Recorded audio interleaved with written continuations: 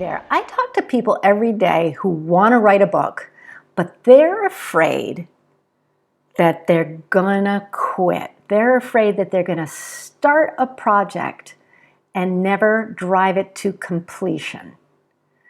So I'm Ann Shibani. I'm a content developer, ghostwriter, and publisher, and I've seen all the reasons people start a book and never finish.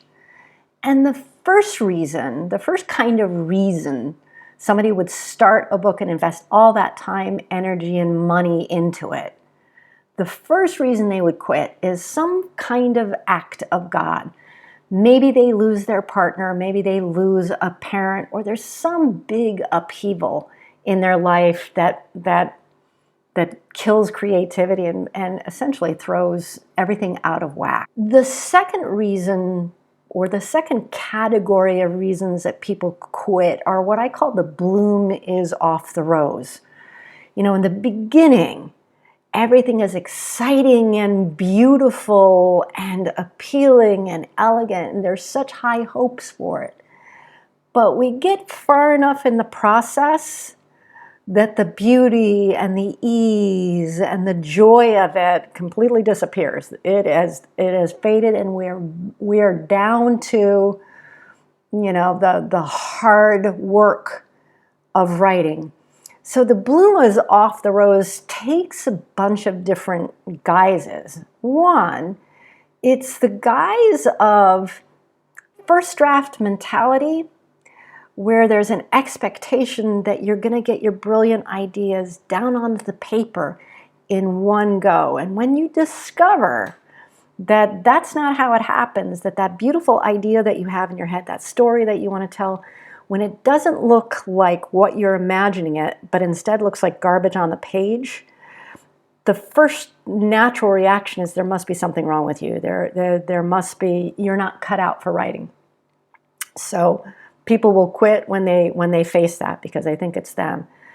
The other is they question the ROI. They'll get in the middle of it, and it takes longer than they expect, and they start calculating how much it's costing them to be writing the book or to be working with a professional, or how much it's going to cost them to publish it, and what about promotion? And they're not done, but what other costs and expenses, time, money, and effort is coming down the pike, and they stop.